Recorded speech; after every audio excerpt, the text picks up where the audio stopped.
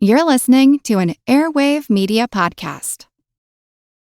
You're listening to an Airwave Media Podcast.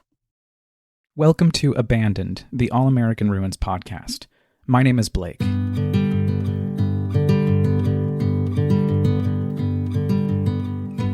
Per usual, I have just a quick note before we get started. This is a bonus episode, so if you haven't listened to the show yet, I would suggest that you hit the pause button and go back to the beginning, to the prologue to Season 1, to Anna Moya, so you can get a sense of what we're doing here.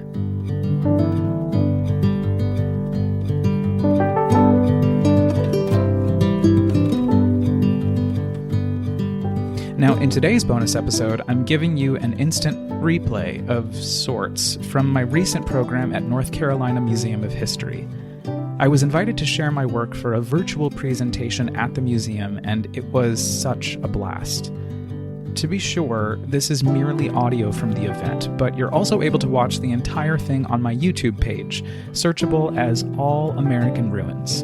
I linked it in the show notes, as well as the presentation deck that goes along with it. But if you're driving or riding the subway or waiting for a Grubhub delivery at home, this might be the perfect way to learn all about the project. That's next on Abandoned, the All-American Ruins podcast. Here's Stacy from North Carolina Museum of History. Hey, welcome to this edition of History Highballs, All-American Ruins. My name is Stacy, and I handle adult education here at the museum. So whenever you sign up to join us for one of these History Highballs programs, you and I get to virtually spend the evening together listening to some incredible stories about places and people and what makes our state so special. If you enjoy tonight's program, we invite you to head over to the museum's website at ncmuseumofhistory.org, where you can learn more about our upcoming programs, exhibits, and digital resources. This is also where you can find more information about joining our wonderful North Carolina Museum of History associates. Our associates and foundation provide crucial funding and support to the museum, which, in addition to many other things, helps make programming like tonight's program possible. We would also like to thank those of you who donated funds towards this evening's program.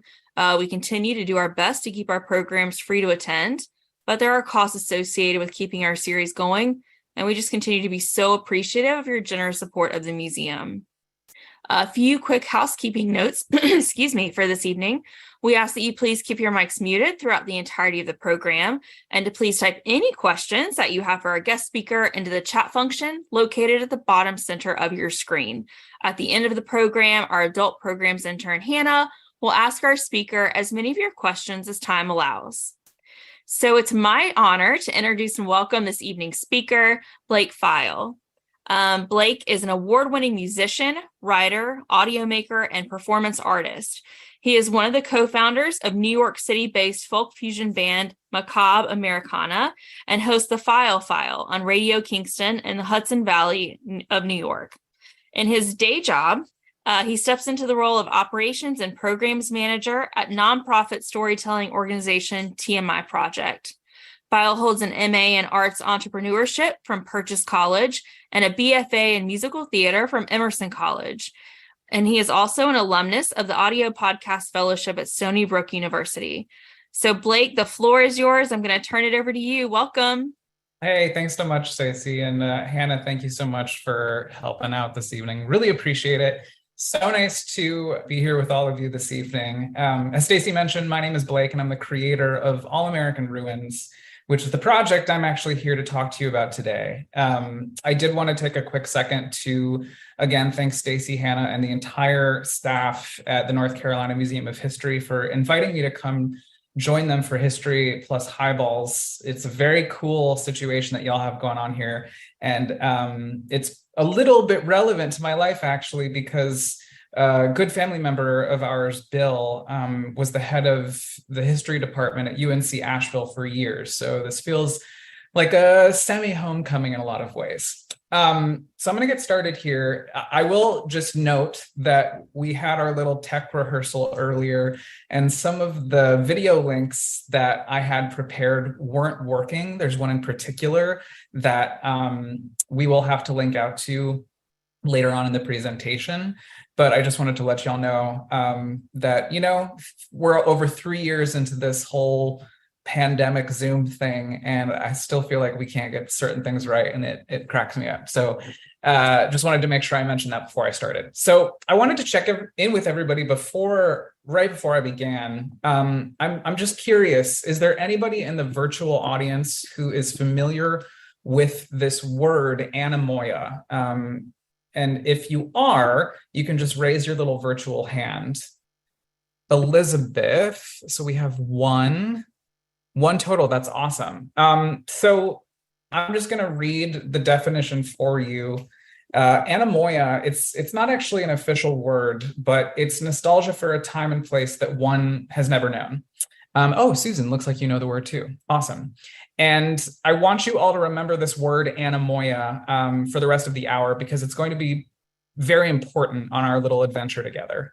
So that being said, what is All American Ruins? And I think the best way to put it is All American Ruins is a multimedia travelogue where I recount my expeditions exploring abandoned spaces all over the United States and actually around the world.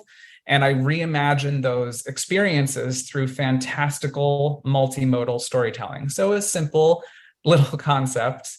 Along the way, All American Ruins is also investigating the underbelly of America a bit by asking all kinds of critical questions about the country through the lens of these glorious forgotten spaces, while also encouraging folks to activate their imaginations as tools for healing.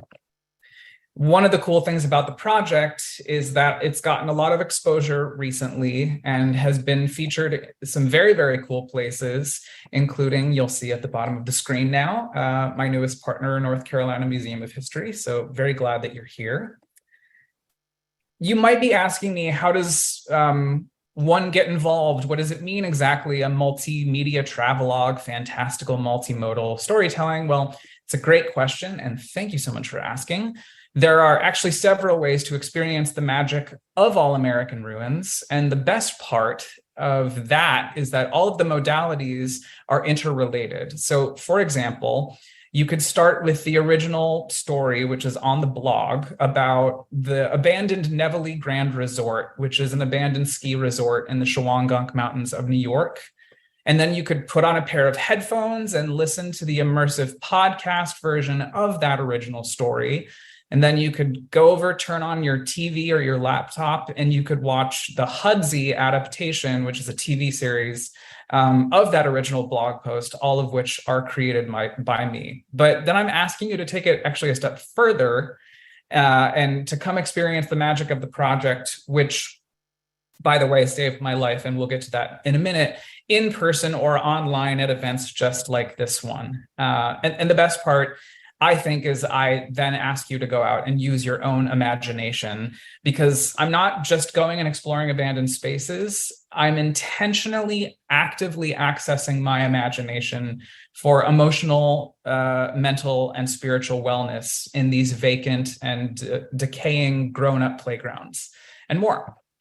So before we continue, I do want to acknowledge my media partners, WKNY Radio Kingston, where I produce the podcast, and Hudsey, the content platform and production company behind the TV series, which you can find at hudsey.tv.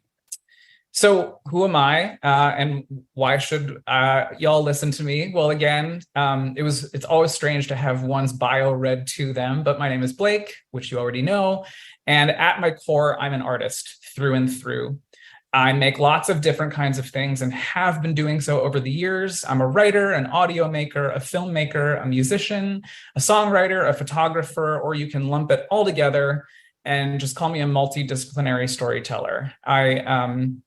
You might have noticed I use the prefix multi a lot, and you'll learn that over the course of this presentation as well.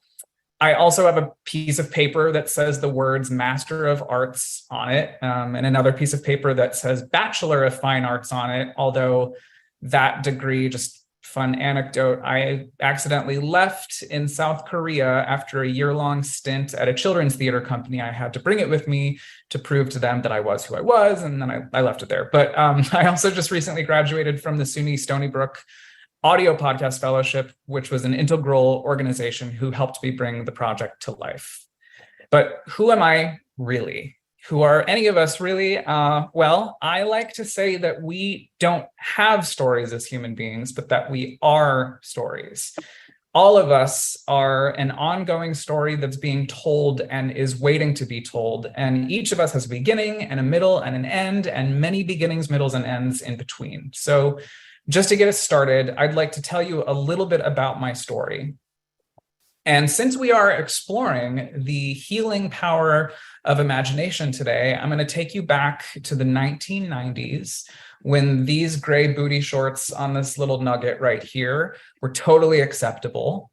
Even though it might be weird, I am going to ask you, and I can't see you, so I can't hold you to this, but I'm going to ask you anyway to close your eyes. And I want you to see what comes up for you in your imagination as I share this story. So as a kid, I was fascinated with an abandoned dairy farm that was down the hill from my house in Colorado. There was this feeling that I had been there before. Now, of course, this wasn't possible because the farm, which was part of the former Modern Woodmen of America tuberculosis sanatorium that opened in 1909, was closed by 1980, and I was born in 1987. That funny feeling that I had in my gut was more than a weird familiarity. It also gave me this sense of security and serenity. And in the attached house, part of this huge dairy farm property, still filled with dishes and furniture and clothing, I would run my fingers along the walls and it felt recognizable to me. Now, you can open your eyes. That's the dairy farm behind me. That's my brother, our neighbor Lara, and someone who we cannot figure out who it is. And this is before it burned down. Here it is after a major portion of it burned down. You can learn more about the history of the dairy farm, the inception of this project, actually, both in the article that I wrote for Colorado Magazine and a special bonus episode of Abandoned, the All American Ruins podcast that I produced exclusively as part of my partnership with History Colorado, which is another beautiful state agency, much like the North Carolina Museum of History. I'm going to play you a small part of that bonus episode now, and apologies in advance. But the host in me is going to ask you once again to close your eyes. And let's fingers crossed that this works. And Stacy, can you let me know if you But can... first, can y'all hear that? I want you to close your Go. eyes. Yep. Great. Let's start this over. Here we go. But first, I want you to close your eyes for a moment. I'll show it to you. The Holstein herd furnishes ample quantities of milk of wonderful and nourishing quality. Celebrated prize winners are in this herd, and every cow is kept in sanitary throughout. You can see it, right? The white farmhouse with the brick siding. And the animals painted into the windows. It's 1933, in the unmatchable Colorado summer, and you and I are standing at the top of a giant hill overlooking this farm. There, over to the left, a long barn, an off-white color with large stones that make up the base. A silo, not too tall, not too wide, casting a perfect shadow in the Woodman Valley. The land of sunshine. Now, keep turning to your left, just past that small grove of ponderosa, an even smaller cluster of sandstone. There, stop. You see it? That's the pasture, filled with the Holstein cows. Aren't they something? I love watching them eat, graze, because right now, they don't care about anything but eating. And with that kind of simple mindset, you may not realize the sheer intelligence and majesty of the Holstein cow. And this particular herd, well, these cows actually have a very important job. These cows are helping the staff at the sanatorium save the lives of hundreds of patients who reside there.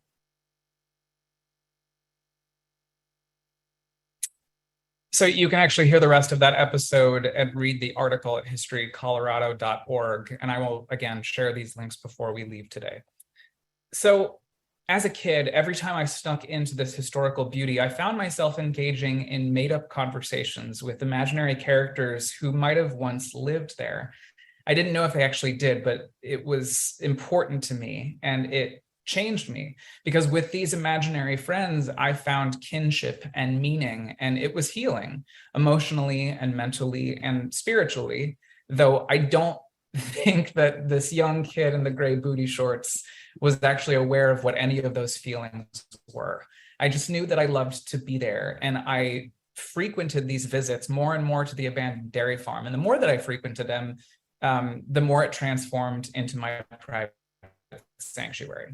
So we are now going to fast forward from the early 90s to May of 2020. And I woke up from a dream that I was actually back inside that dairy farm. The same funny feeling, anemoia, bubbling up in my gut. And it was the first time in months that I had felt a sense of safety. COVID had been raging for 3-ish months at that point, and my germophobic isolationist anxiety had kind of taken control of my life. So I lay there and I was thinking about the dairy farm, and I wondered if there were any abandoned buildings near my home in the Hudson Valley where I live. So I Googled abandoned spaces near me, and I found out that they are everywhere. In fact, there are, just according to records that we know of, over 40,000 abandoned buildings in this country that we know of.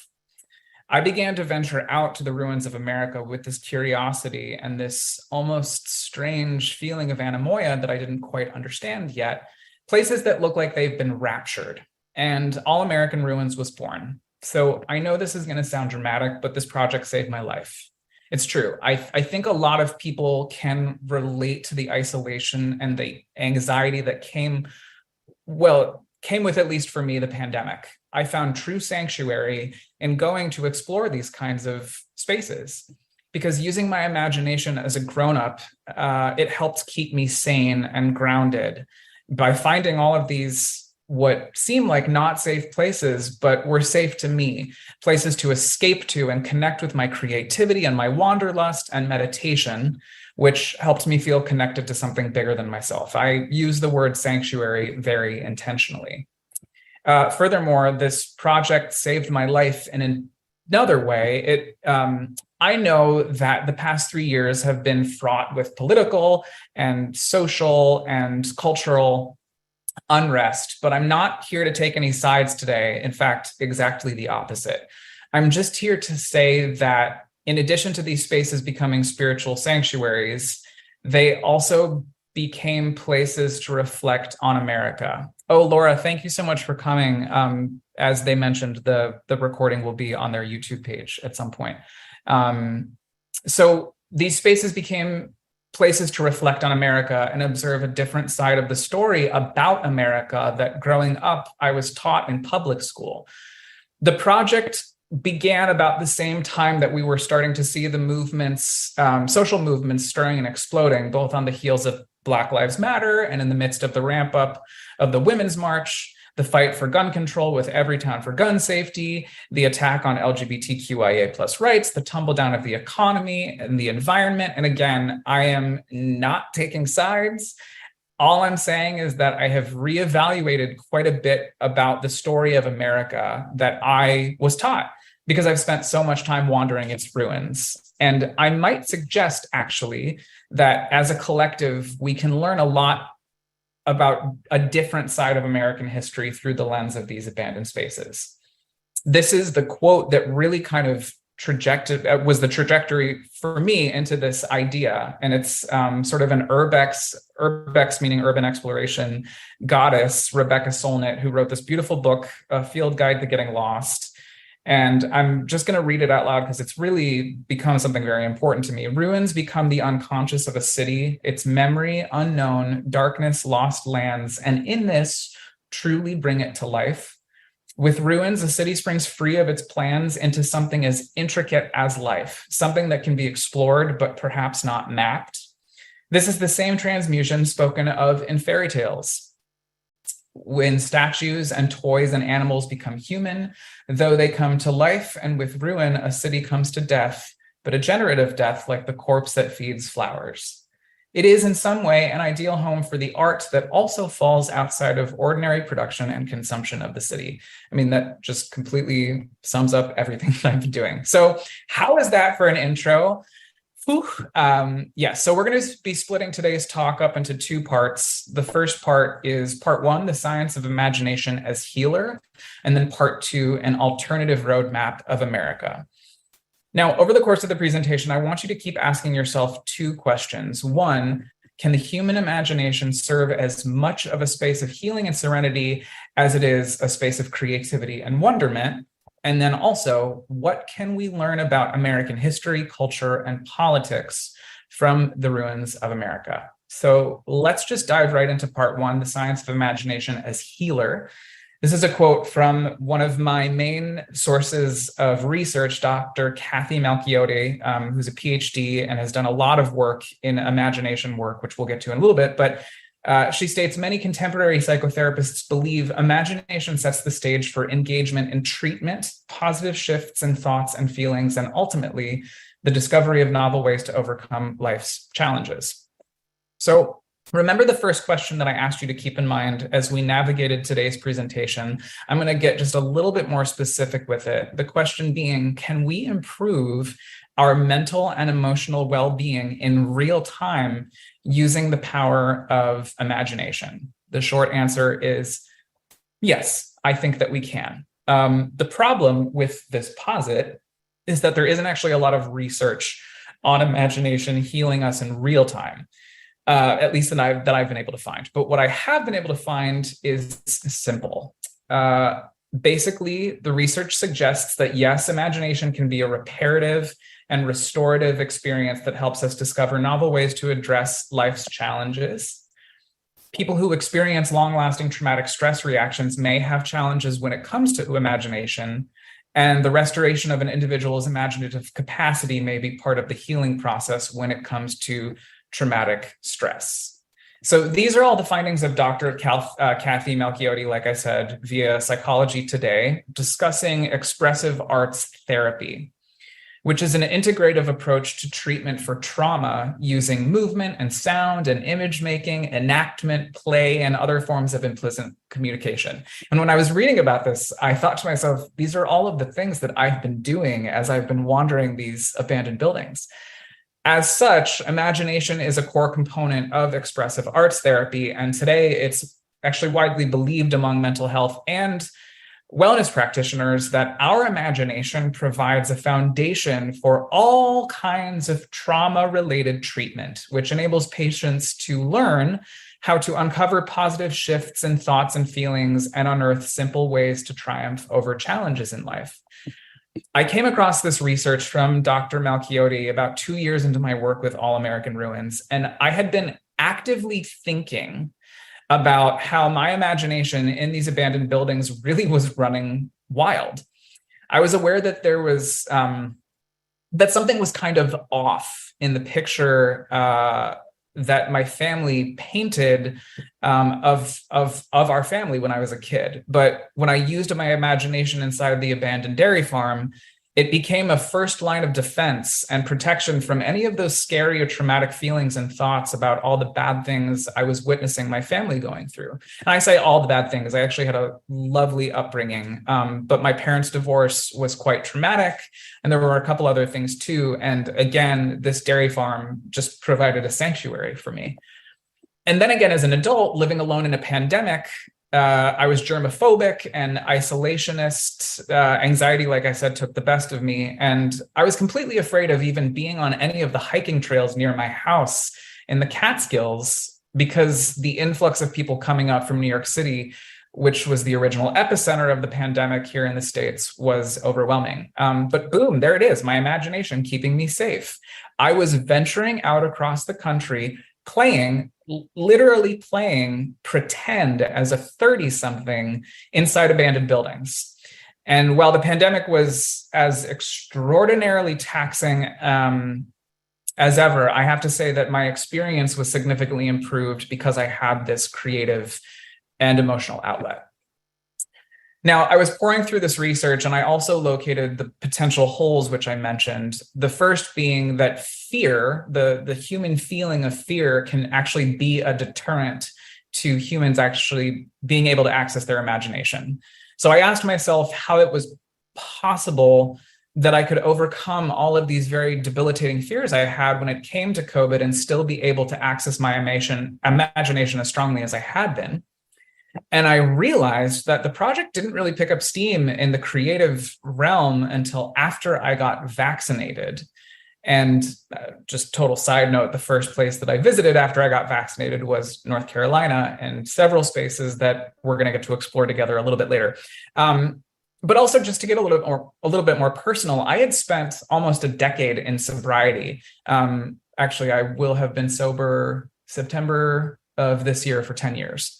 And so a lot of personal issues and character flaws like crippling anxiety and fear had already been finding solace in a sense of healing over the course of that decade of work. The second hole that I noticed with this idea that imagination could heal us in real time was that so much of the research surrounding imagination-based trauma recovery focused on patients with mental illnesses who had experienced past traumas and the healing from those. In that article I mentioned from Dr. Malchiodi in Psychology Today, she points out that research on brain imaging led by a team at the University of Colorado Boulder suggests that imagination can heal people with fears and anxieties, however, and those who struggle with trauma. So instead of providing typical exposure therapy, participants in this study were asked to simply imagine a threat for a few moments to help them cope with overwhelming bodily sensations associated with that threat.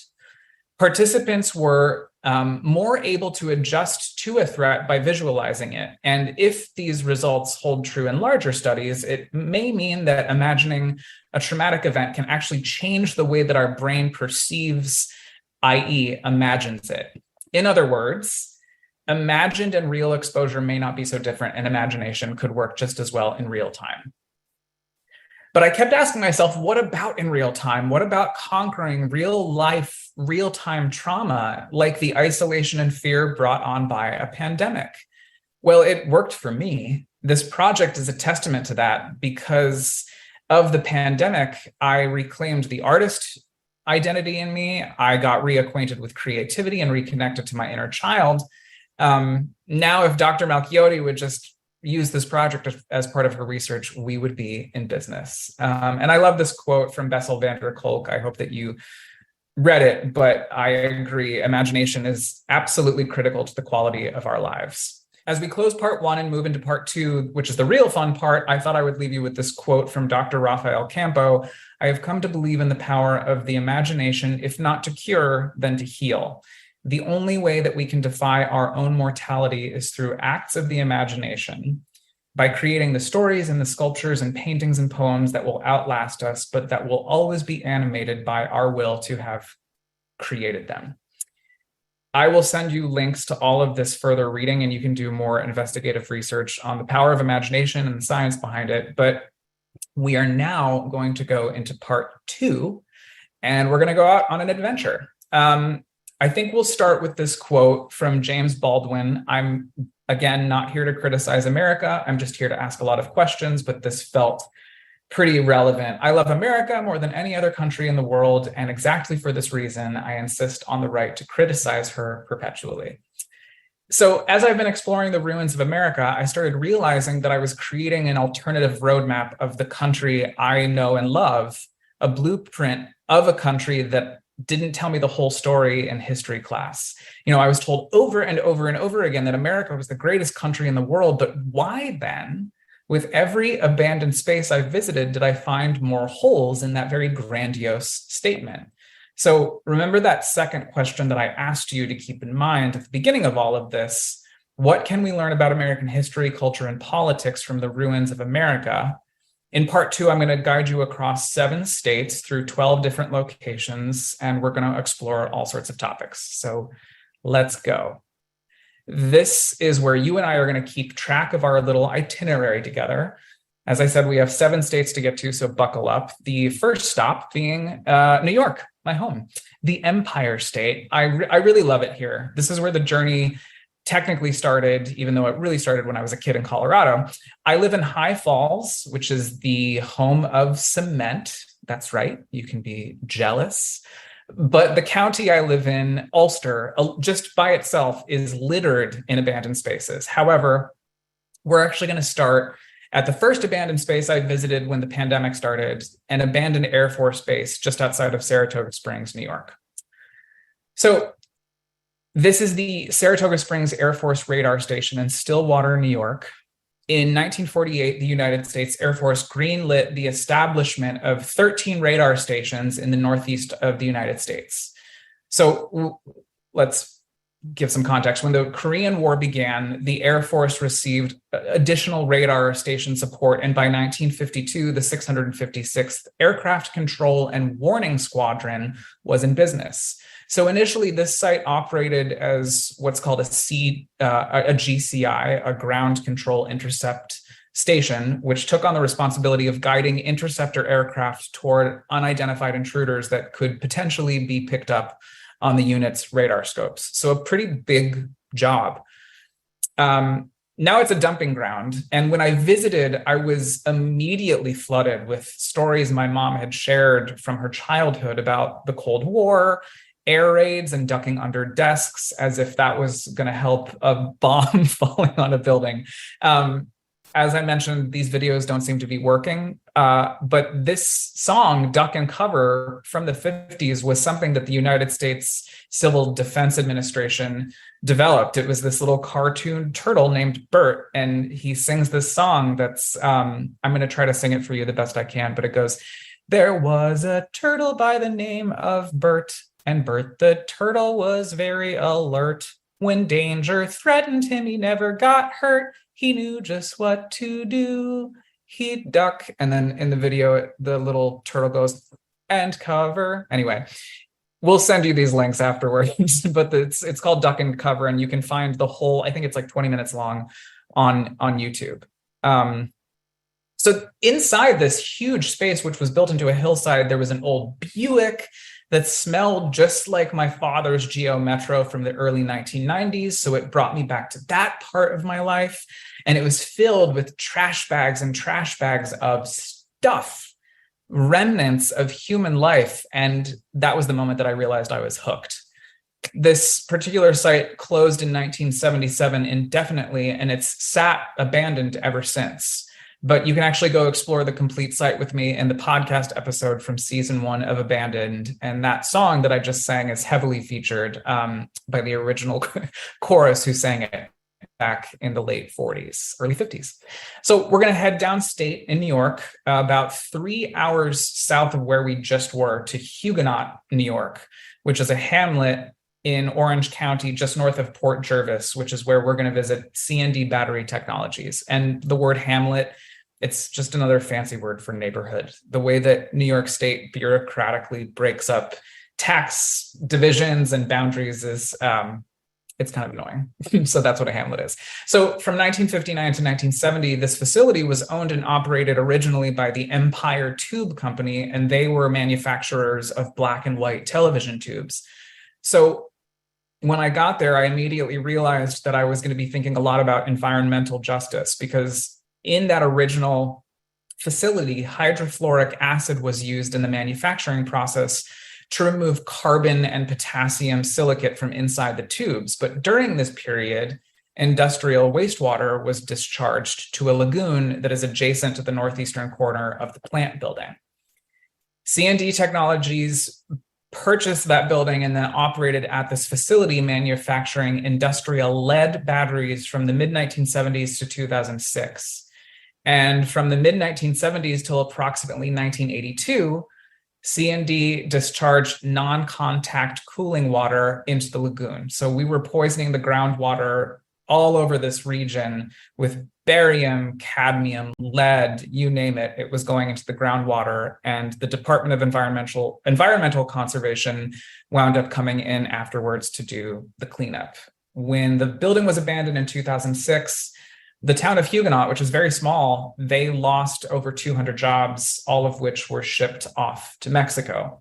So again, just asking myself questions about America and our environmental policies and what it means to have jobs here versus overseas. When I first visited the site, switching into the imagination part of this, I was immediately thrust into this Aaron Brockovichian fantasy. So the damage done to this environment for years and years from multiple companies, it really took me. This is one of two major industrial complexes in New York that I visited over the course of my travels that are designated EPA cleanup sites. Not only does this site exist as a symbol of American capitalism gone awry and without regulation, actually, it's also representative of how large corporations can get away with so much abuse to the environment. C&D was never actually held responsible for the cleanup. It was the taxpayer who was held responsible. So we are going to go just up the road to Ellenville, New York, which is the abandoned 550-acre resort I mentioned earlier, the Nevele Grand Resort, which is part of the rich, rich history of this country and this area specifically. It's called the Borscht Belt, which is a region of about 150, most of which now are abandoned hotels and bungalows that were purchased in the 1920s and 30s, these properties built and purchased in the 1920s and 30s as a way for Jewish people in this country to combat anti-Semitism. So I hope that you're starting to get a sense of what I mean by an alternative roadmap of America. I often find when I talk to my friends about these particular kinds of places that I just mentioned, they'll say things like, oh yeah, I've driven by that. I never knew what it was. But if you look just even a hair closer, you start to see that these spaces actually paint a much different picture of American society than the ones that, than the stories that I think that were fed in very basic US history classes. So we are off now to Pennsylvania, to another resort, which is the Penn Hills Resort in Antelope, Pennsylvania, which it's situated in the Pocono Mountains. Penn Hills is also a massive sprawl that was billed as a couples resort back in the day. I had another video prepared, which was a commercial. I think this is the last video that we're not going to get to watch. Just a commercial for Penn Hills. As you can see, they had these classic heart-shaped tubs. In the commercial, I realized when I watched it that something felt a little off about it. Something that I did want to mention that I never do when I go to these spaces is any research, actually, prior to an expedition other than the location. I really like to enter a space with a blank slate so that my imagination can create its own reality that I can then go back and juxtapose to the facts when I am creating any of my stories for All American Ruins. And the facts of Penn Hills and its history kind of blew my mind. So it was originally founded in 1944 as a tavern, and the resort grew over the years, hitting a boom with the explosion of tourism that hit the Poconos in the late 1970s through the early 1990s. So a lot of people escaping New York City and going to the Poconos.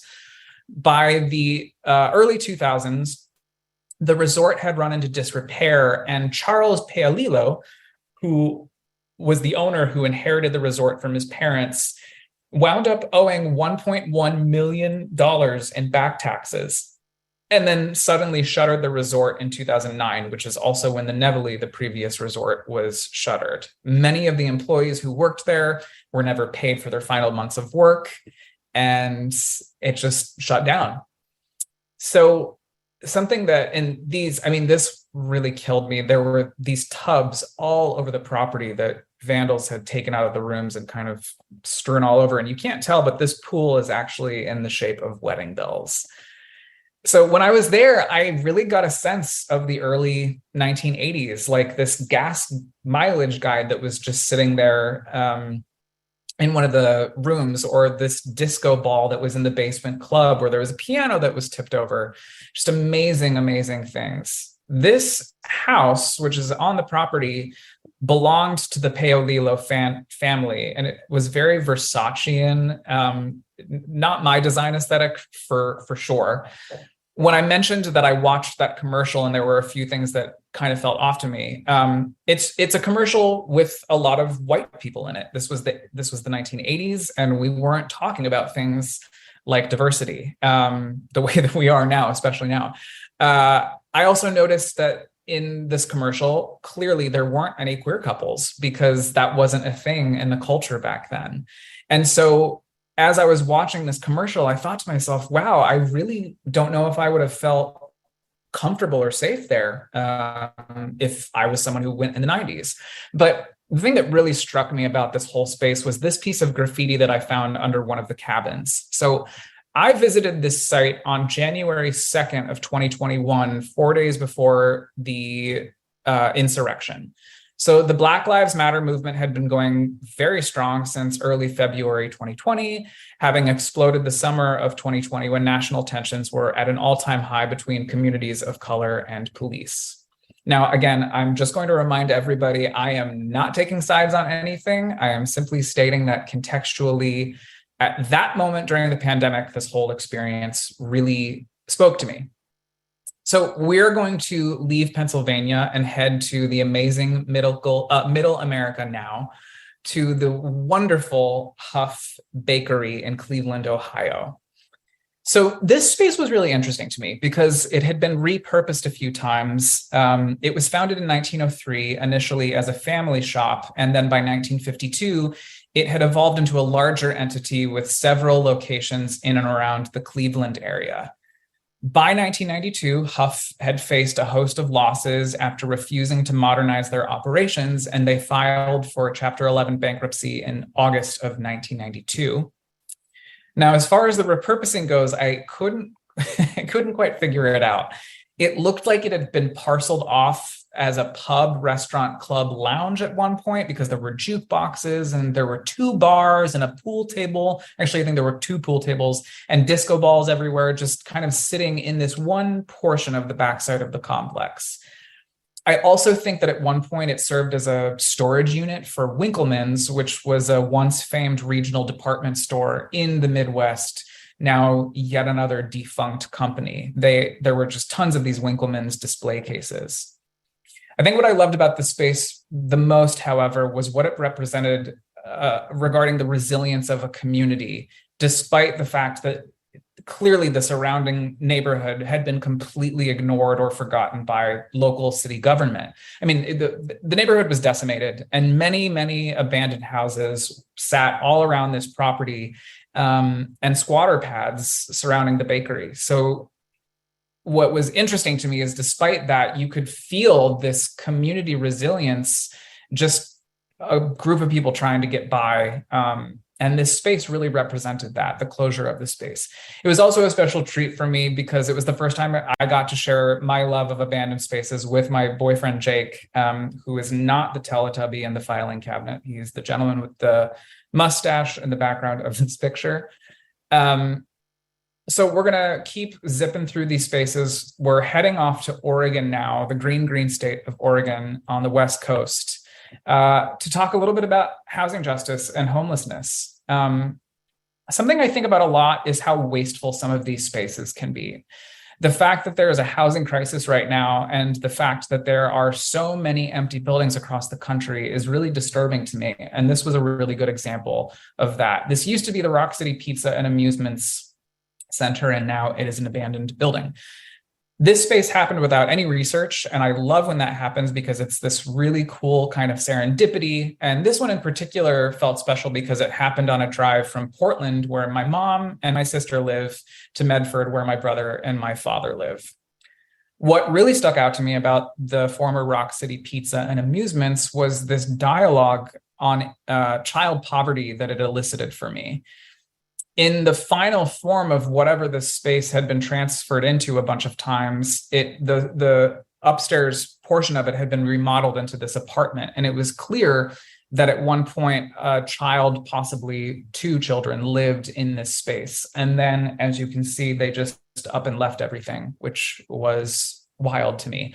And I kept asking myself, what happened to this group of people that all of this stuff was just left here?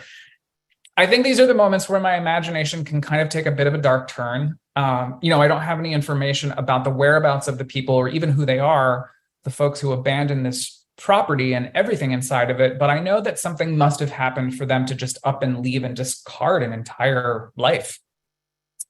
I think this is actually one of my favorite images that I've captured on this project so far, I just like that it says "Wake Up" behind me. I just think the idea of our country ascending out of its homelessness problem is something that could really be alleviated substantially if we were able to reuse and repurpose these spaces. So we're going to continue down Interstate 5 to Southern California and then across Interstate 10. And we're going to go back in time to 1979 when gas lines were long and Jimmy Carter was warning folks about the crisis of confidence. So this was an abandoned gas station in the middle of the desert, and it was mesmerizing to me. It's one of my favorite places I have visited. Super simple place, but it really brought me back to this moment in our country's history. I think about the 1979 gas lines all the time. My mom has a vivid memory of them, and it makes me actually think about our current economy and the gas hikes that we saw, which then ultimately sparks my mind to think about the war in Ukraine and Putin's grip on the world and the military spending budget, et cetera, et cetera. But I think what I really loved about this space was just how still it felt. The desert is a pretty healing environment, and there's a lot of desert in this country, as it turns out. And this empty shell of a business in Cactus City, California, really centered and grounded me in a way that hadn't happened yet. And despite the fact that it was right off the interstate, I still felt this stillness that was really palpable and calming. I believe this was an Amoco station, but still undetermined. I have been doing a lot of research trying to figure this one out. Apparently, what I did find, this gas station was one of several buildings that were part of this failed roadside experiment where this one guy bought up all this property with the intent of turning it into a tourist trap destination. So think motel, kitschy desert museum, and a diner. But I also loved being here because it was cool to see the desert slowly but surely swallowing up this once occupied business. So we're going to leave the West Coast behind, keep on pushing through to the East Coast, really close to your neck of the woods, to Virginia, to the eastern shores of Virginia, where we are going to visit Central High School. This one also happened by accident as I was driving back to New York from North Carolina. These are the remains of Central Middle and High School. It started as just Central High School, and then they turned it into both, and then they abandoned it. So the last that I could find, the property was or is owned by an artist and her two sons, but nothing has been done with it, and it's still just sitting there. This Art Deco wonderland was partially funded by the Works Progress Administration between 1932 and 1935, and it was abandoned in 2005 and subsequently placed on the National Registry of Historic Places in 2010, but it's in serious disrepair and fully accessible to vandals, as you can tell. It was also the scariest place that I ever visited up to that point because, not because it felt creepy or haunted, but because I actually fell through the floorboards of a second floor classroom, nearly plummeting all the way into this bathroom where I took this picture. Luckily, caught myself on some support beams mid-fall, and I was able to hoist myself back up. And in that fall, I remember thinking to myself, I need to establish new rules for myself if I'm going to keep doing this project. And so I don't go to second floors by myself anymore. I stick to the outsides of rooms because that's where the support beams are, blah, blah, blah. The space also gave me pause, and it caused me to think about education in this country. The fact that this beautiful building was closed and all the kids who attended it had to move to other schools further out, it really made me sad. And it actually made me kind of mad at the lack of access to equitable learning environments in so many places across the country. So I have saved the best for last. We have made it to your home in North Carolina. And I have to say that North Carolina had some of the best abandoned spaces that I ever got to visit. The first of which I'm going to share about is on the Outer Banks, where, that is a gold mine of abandoned buildings, let me tell you what. As I mentioned, after I got vaccinated, I took a week-long trip to North Carolina, which was the first time that I think I had been since I was a kid when I visited family in Asheville. This abandoned waterfall, or this Waterfall Park, was one of several spaces that I got to see out there, and it happened totally by accident. Growing up in Colorado, we had a water park in my hometown that was about the size of this one. 3 slides, a water balloon fight arena, go-karts, but it closed pretty early on. And when I went to Waterfall Park, I was immediately thrust back into the childhood of mine and 90s culture. And I got to thinking about American leisure. And just like education, equitable access to spaces like this. Who are these spaces really meant for? And are they truly built for everybody to enjoy? These are the questions that I was asking myself as I wandered around this place, which was abandoned in 2008, right at the beginning of the height of the housing crisis. These are the kinds of anecdotes that to me showcase how these spaces really represent an alternative history book to the one that I think we have been given. I was also actually able to shoot some film photography here, and I captured some of my favorite sort of ghosty photographs. I saved our last space for this, not only because of its close proximity to Raleigh, which is where the wonderful North Carolina Museum of History lives, but also because it was just fascinating to me, which was this abandoned house, actually 2 abandoned houses in the middle of the woods in Apex, which I'm sure many of you know is a suburb of Raleigh. This was an extraordinary find.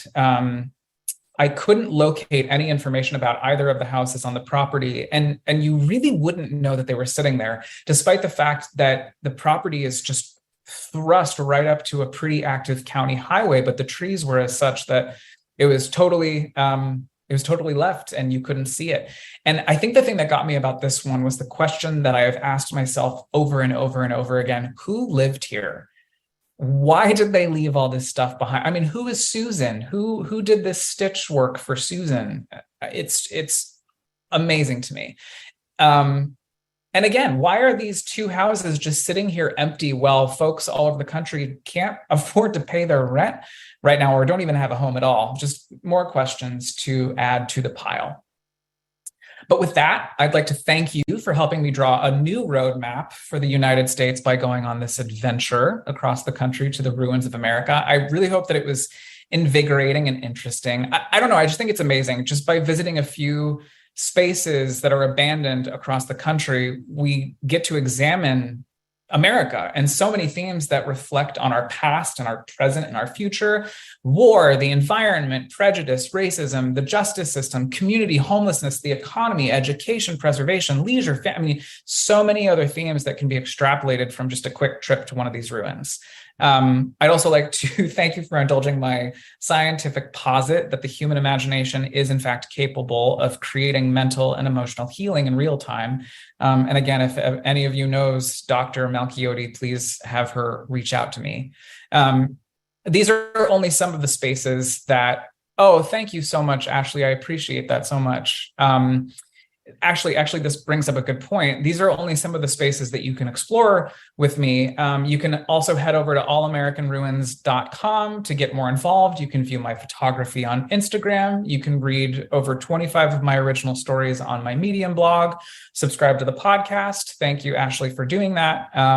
And you can actually catch up on the first season. Season 2 launches in 2 months. Donate to Hudsy and watch the series. But most importantly, I would implore you to go use your imagination and let the world inspire you. I do also want to quickly mention the presentation is done virtually and in person. So if you're from an organization or know someone who might find this interesting, please feel free to have them reach out to me. I will be sending a follow-up email, so you can definitely reach out to me there if you do have other questions that we don't get to in the Q&A. And I would also just like to acknowledge all of these wonderful places which have brought me into their homes and spaces to discuss my work, including now you, my new friends at the North Carolina Museum of History. So I'm just going to leave you quickly with this quote from Dylan Thuris, who is the co-founder of Atlas Obscura.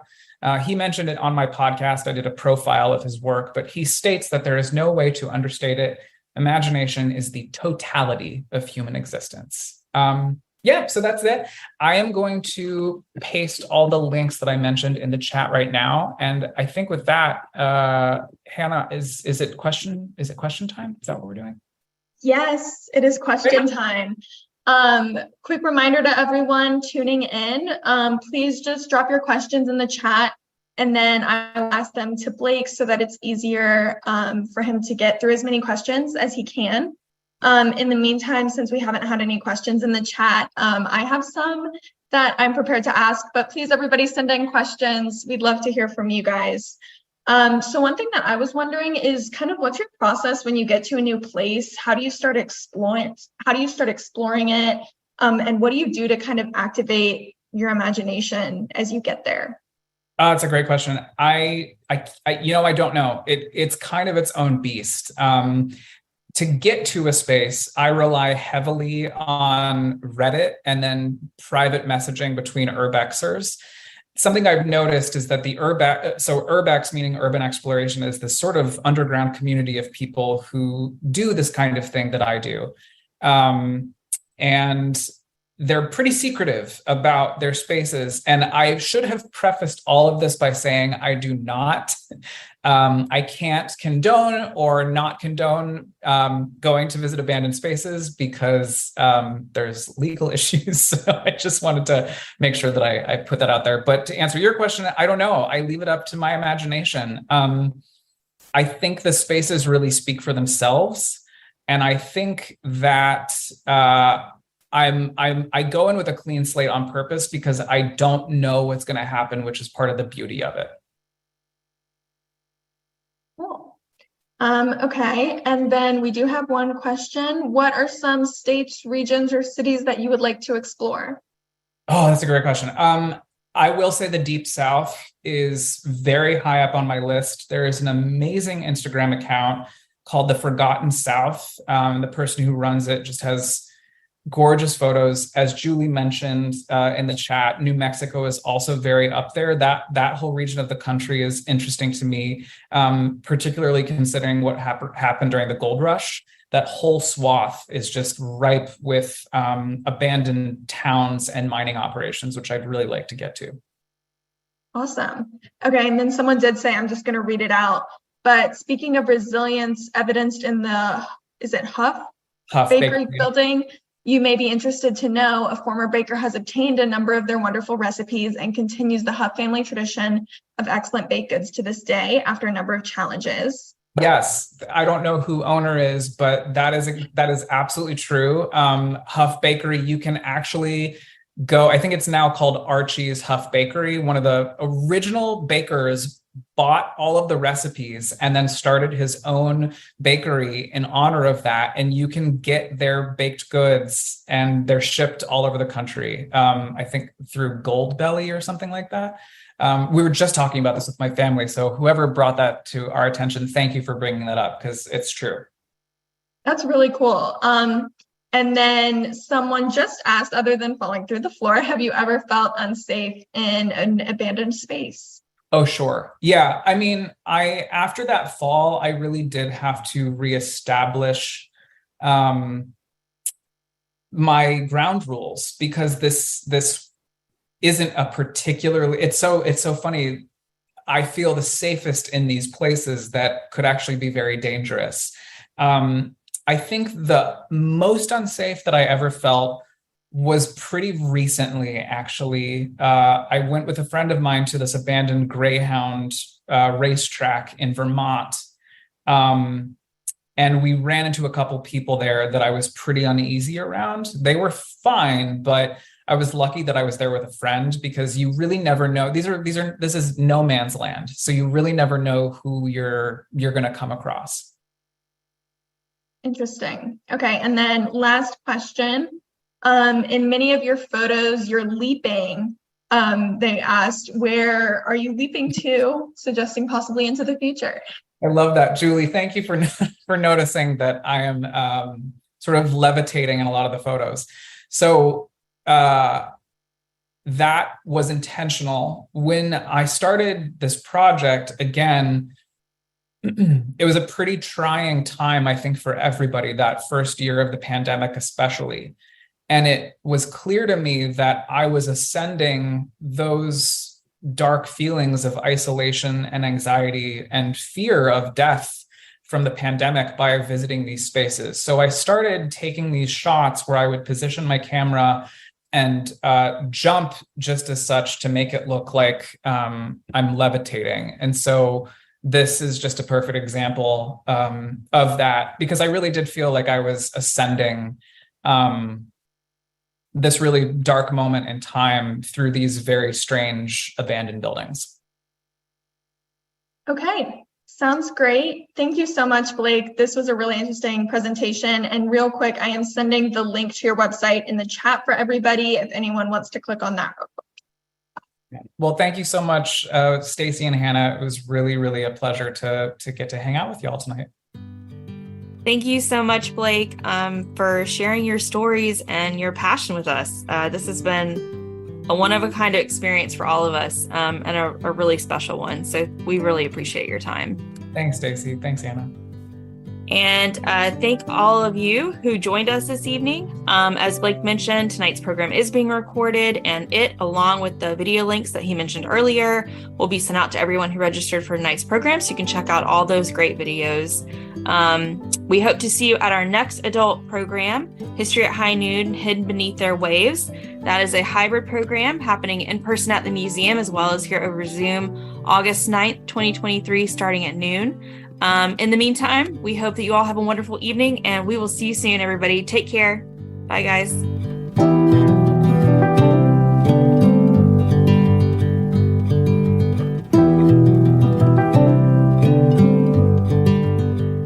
If you're just tuning in for the first time, then again, welcome to Abandoned, the All-American Ruins podcast.